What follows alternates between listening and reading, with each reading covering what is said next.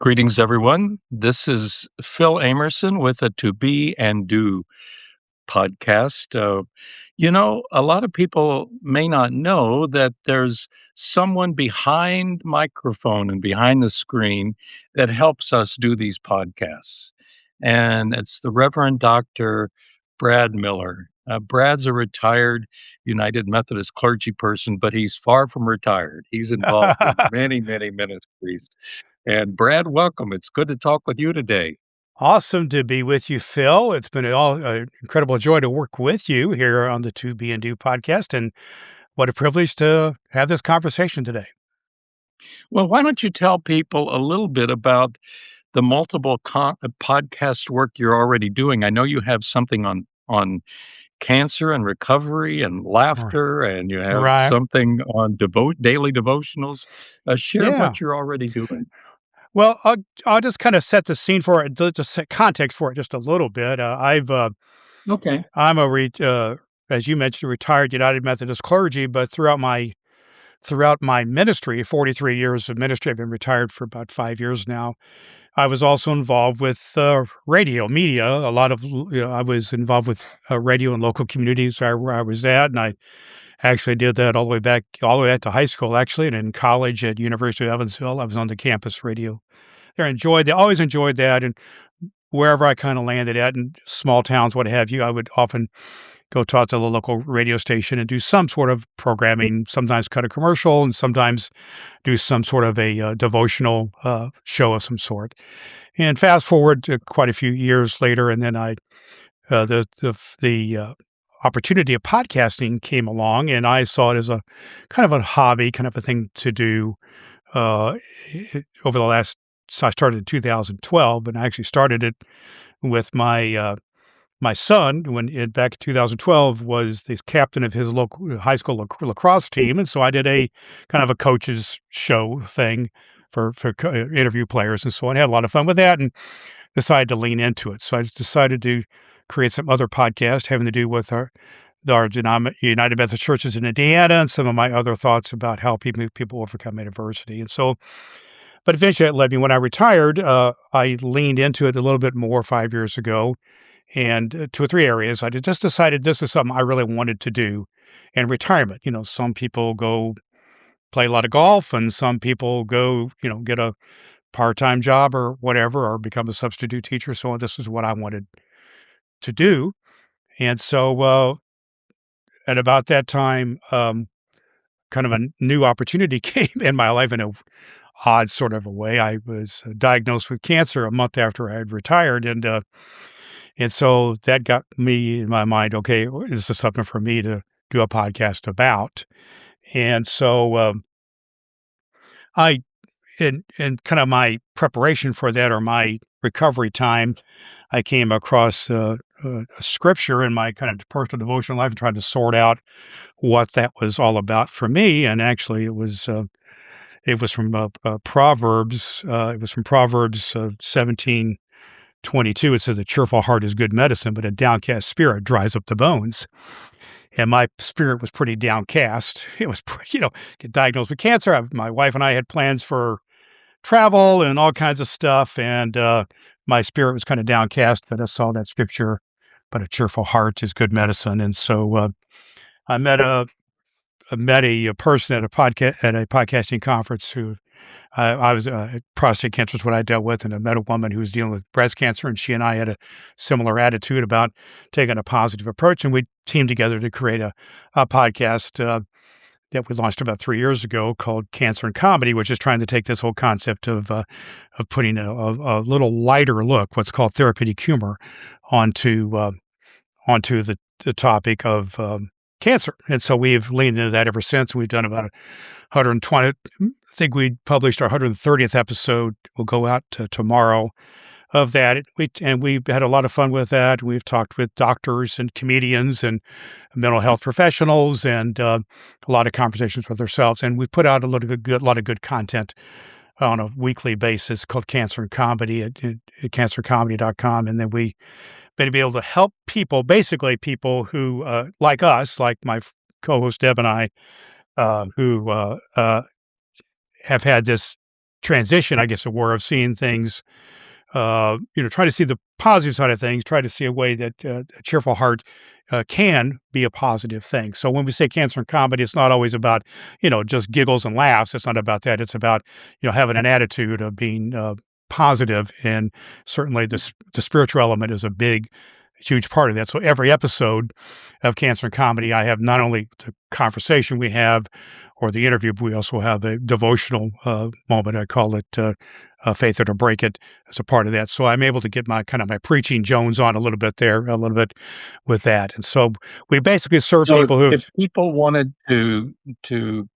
tune in, they could find it how? just go to our website, cancerandcomedy.com. And that's pretty much it. Just go to that website and you'll find it. It's also on Apple and Spotify. And you just type in those phrases, cancerandcomedy.com, and you'll find it. It's on the website, it's on YouTube, and Apple, Spotify, same places that Sure. that your podcast is on as well.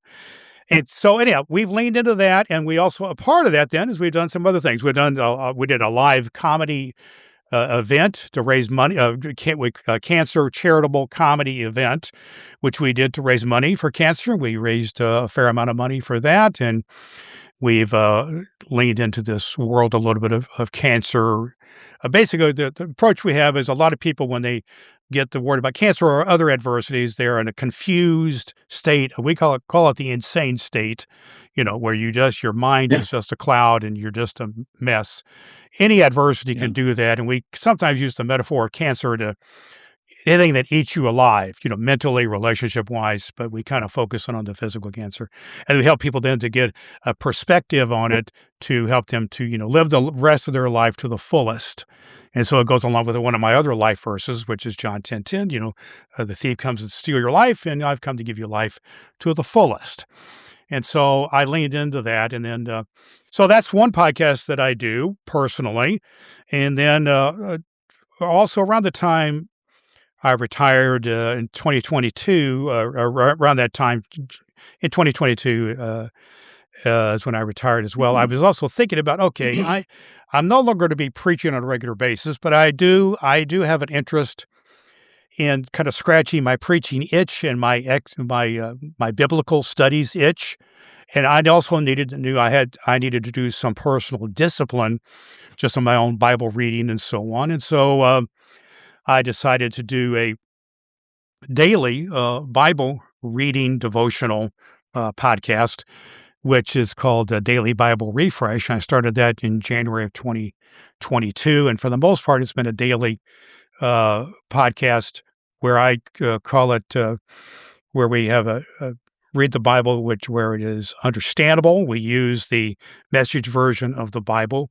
We like to call it relatable because I give at least 2 points to ponder, my own interpretation from a progressive perspective on the scriptures. And then for also to be applicable, we give an action step for people to take. And we also provide a downloadable daily Bible study guide, which we call the ABC 1, 2, 3 Bible study guide, which gives people a daily way to read the scriptures. And we also saw that as a way to give a little bit of and I give my own take on scriptures. So it's a daily, hey, you're a seminary president. And I remember from my seminary classes at Gary Evangelical, where they would say, exegete the text, right? So I try to do that on a kind of a daily basis. And that's my daily itch that's really for myself, my own spiritual development. But I put it out there, and we've done, I think today was episode number 1,206 went up today. So every day at 6 a.m. that goes up. And so people can tune into that. If they like, the website for that is voiceofgoddaily.com. And then they could also find it at Daily Bible Refresh. So that's the personal discipline, but I certainly have got a lot of feedback on that as well.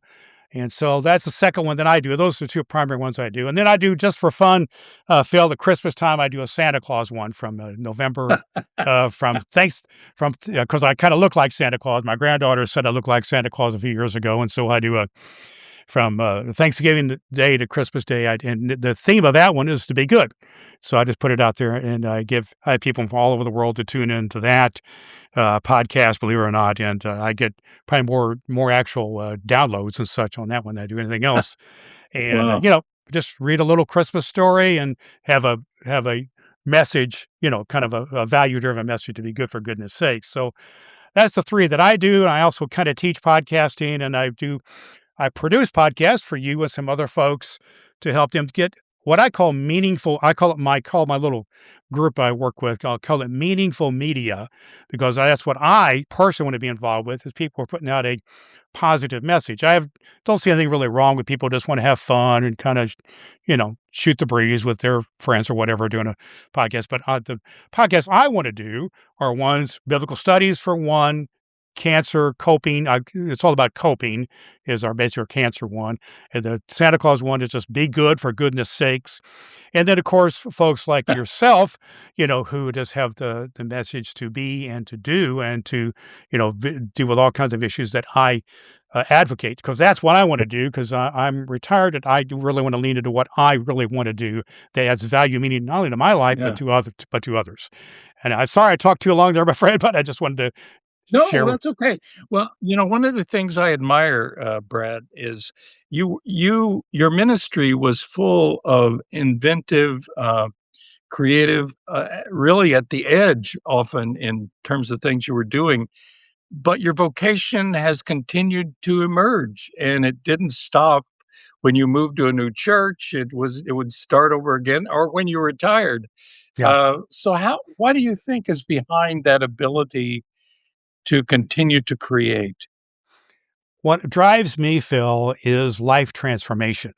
And I actually got my DMin in transformational leadership from Ashland Seminary several years after I got my MDiv. And because I really am jazzed in both the local church setting, interpersonally, by people who've been transformed from whatever their prior situation was. They could be, really down and out and messed up, either lifestyle or, spiritually, whatever. And if they've had a transformation, I see some good things happening there. And oftentimes I saw that happening on when people were taking a bit of a risk, when people were reaching out to people unlike them in some sort of a way. And I was really touched by people and by situations to where uh, the innovation type of things touch certain people. By innovation, I mean I was among the first churches that had a Christian rock band in the late '80s, and in the churches I served, and I had church in a movie theater for a while. We had to put this is 35 years ago, and put visuals up on the big screen of the movie theater. All those things just to try to relate to where people were really at, with whether it's music or visuals or things of that nature. And certainly then make the gospels relevant by, preaching and teaching the parables and other things in such a way that it was relevant to people in order to reach some, like Paul said, to be all things to all people, to reach some. So that kind of took that seriously. And Right. I saw that in my, uh, church planting days and trying to do innovative things in every church I was at in terms of creating something. Also, I kind of have the philosophy that new people are attracted to new things. So the established worship experiences, they do great in what they do, but many times their main purpose was to nurture they're already churched people. And if it's doing Yeah. that well, yay God, more power to it. But I just thought so as an add-on that we could add on something to do something else. So many of the churches I was at, we would add a contemporary service or some sort of innovative Bible study or some sort of a group that did something of an innovative nature to try to reach some, and some were more successful than others. You take a risk. Sometimes things work, and sometimes they don't. But I'm just stubborn enough, and I guess dumb enough to keep trying stuff. Well, I think we're members of the same party, the same team. There we go. This has been Brad Miller, who is retired United Methodist clergy, but he's not retired really. He's doing so much. among those things, he helps produce our little podcast.